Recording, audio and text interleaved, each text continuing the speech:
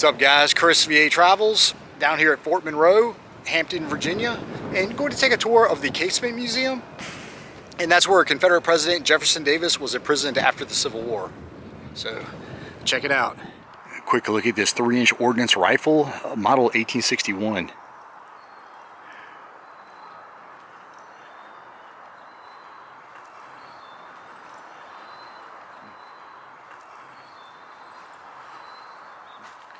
Field gun made in 1863 for Union forces by Phoenix Iron Company in Phoenixville, Pennsylvania.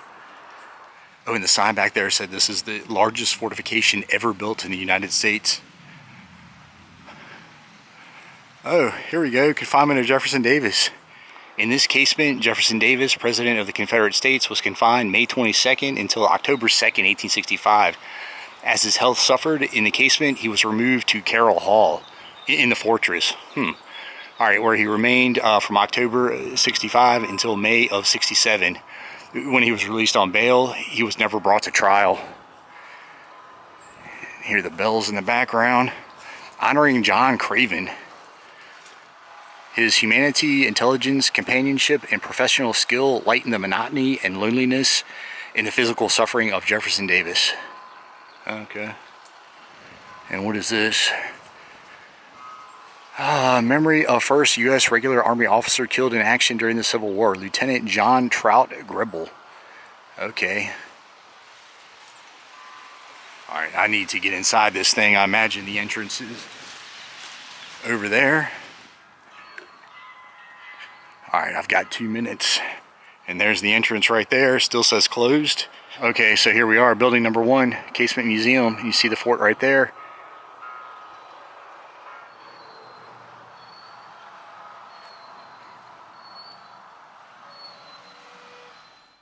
Alright guys, made it inside. Going to check out some of the displays, learn a little bit about the fort, and of course check out Jeff Davis's cell.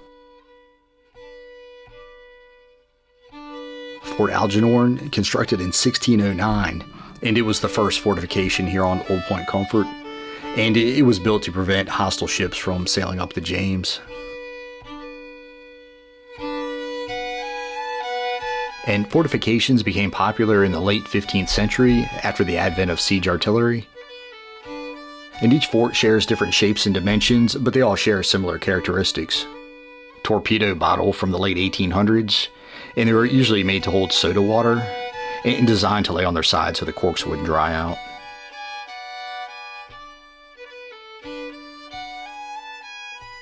Photograph from 1905 of the 4th Band Artillery Corps.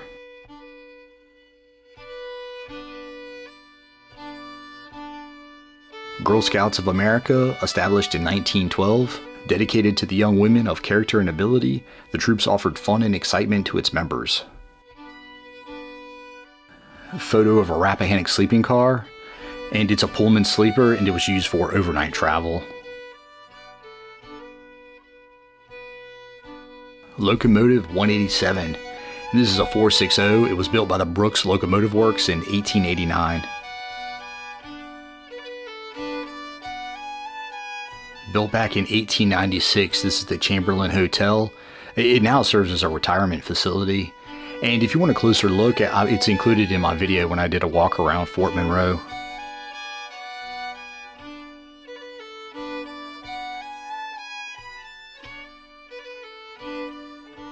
You'll see the CV on this room key, because in 1928 it became the Chamberlain Vanderbilt Hotel.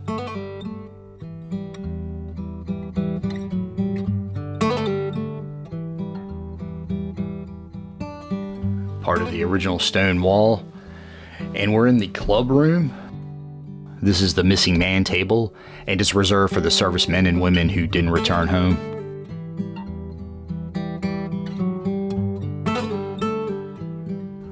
Artillery pieces are called lantakas from the Philippine insurrection. And this silver bowl was donated by the 1st Maryland Infantry, who were stationed here during the Spanish-American War.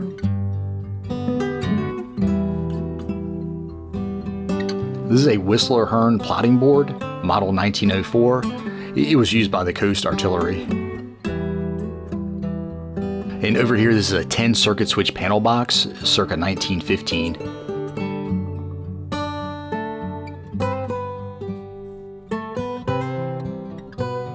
lot of good stuff to look at in here. All right, so an 18-inch breech-loading rifle, a model 1888. This thing fired a 316-pound high-explosive shell using a charge of 80 pounds of nitrocellulose powder.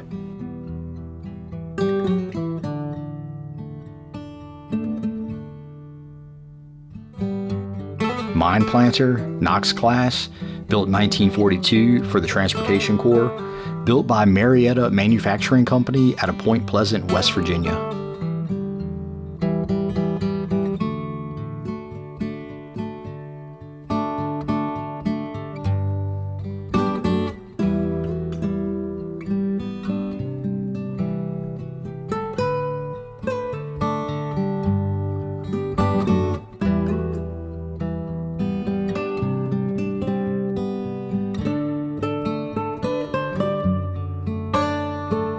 This is a Confederate 12-pound bronze gun howitzer. It was cast in 1862, and it's only one of 42 that were made over at Tredegar. It was captured by Union troops and displayed here at Fort Monroe as a trophy.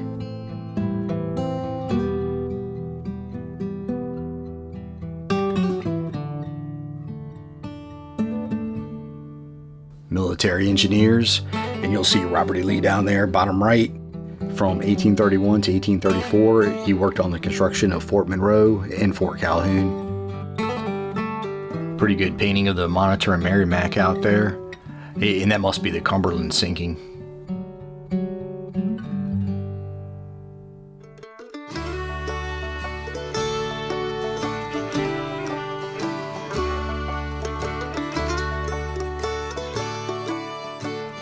Evacuation of troops in Hampton under General Butler in anticipation of federal forces.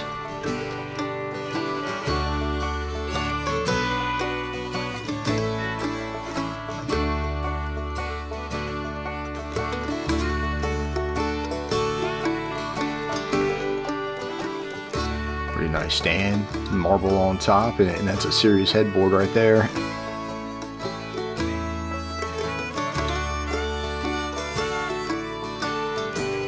Trunk back there, and I guess you can peer out of the window from your bed. Going back to the 19th century, obviously, with that wash basin.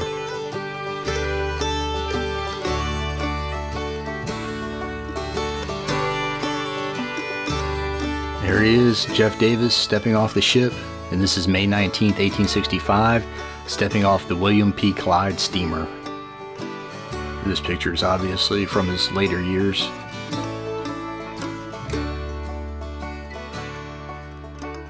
26-year-old Major General Nelson A. Miles, and he oversaw Davis's imprisonment for 15 months. 3 charges brought against Davis. First charge, the assassination of Lincoln, which he had nothing to do with. The second charge, the controversial one, was secession treason. And third charge, the mistreatment of Union prisoners, which there was no proof of. All right, here we go. This is Jefferson Davis's cell. Pretty empty room. Looks like it would be pretty echoey. Cot to the side. And I'm assuming they have it set up as it was while Davis was here.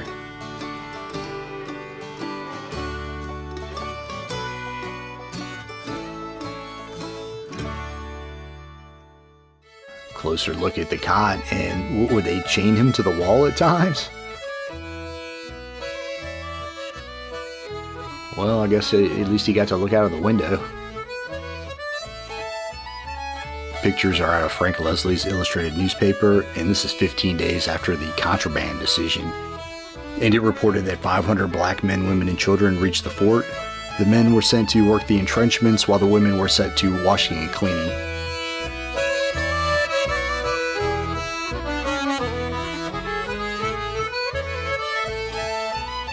Mess chest and some of its contents. And this was ordered by General Butler. And he ordered all this from Tiffany & Company, the famous jewelers out of New York.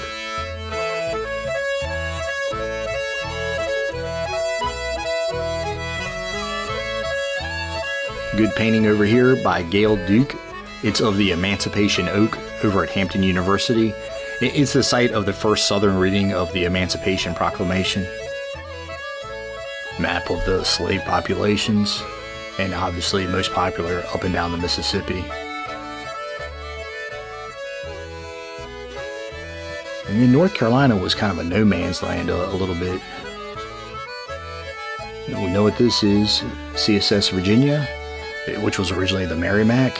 It was built in Boston in 1856, and it was actually scuttled. The Confederates pulled it up and then turned it into this ironclad.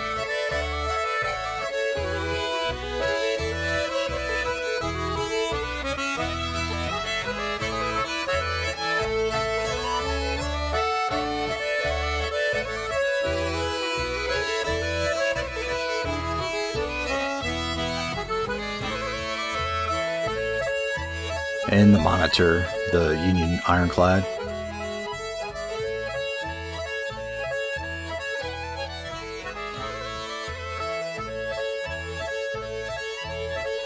Obviously African American soldiers, and I didn't get the number of this regiment. Pencil sketching here by Francis H. Shell, and it's of the Union occupation of Newport News. Dury Zouaves, 5th New York Regiment.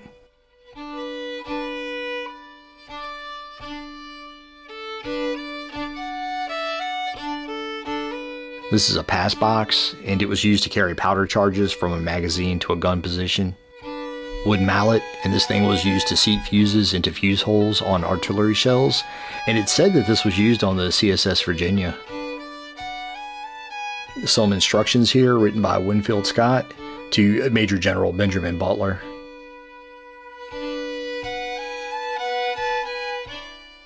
This is the ship the Hartford, and is passing Fortress Monroe, 1862.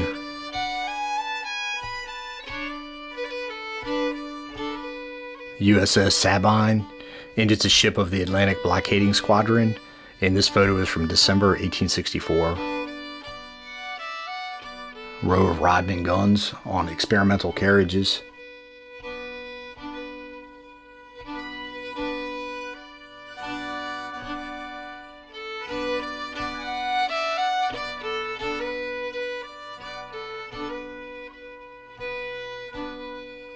Union soldiers at the Battle of Big Bethel, and this photo appeared in Frank Leslie's Illustrated Newspaper, June 29th, 1861.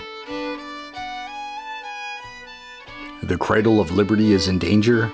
Fee fi fo fum, the genie of Massachusetts smells blue blood.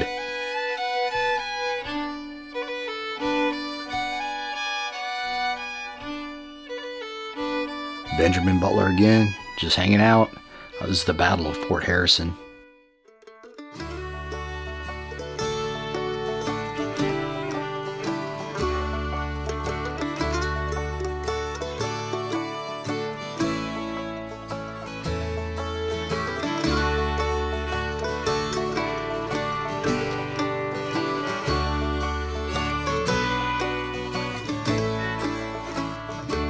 This is a carronade, and it says this model was built about 1880 as a training device. Poles up here are a sponge and a worm, used to clear out the bore of a cannon.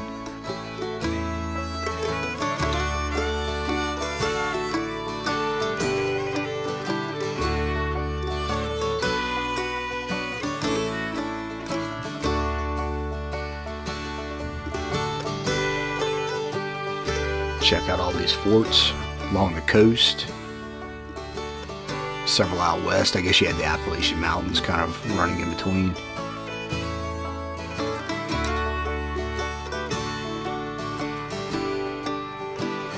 Black Hawk named Mulcahy, leader of the Sauk tribe, and his defeat and capture led to the settlement of Illinois, Iowa, and Wisconsin.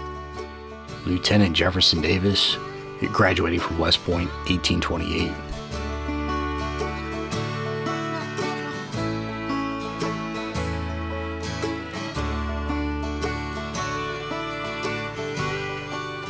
That's right, Edgar Allan Poe was stationed here. He was with the 1st Regimental Artillery, December of 1828 until April 1829, and he achieved the rank of Sergeant Major. And he returned as a civilian in 1849, And here he is. He's performing on the veranda of the Hygeia Hotel.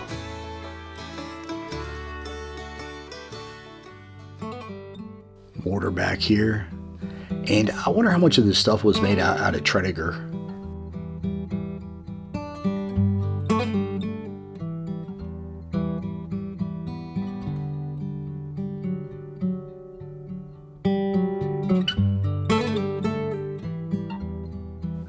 Captured at Fort George, May 27th, 1813.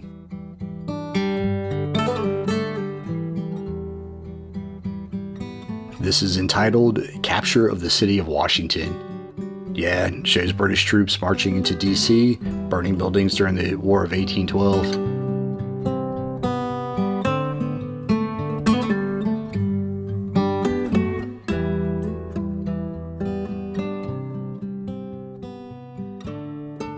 Bombs bursting in air, and we know what this is.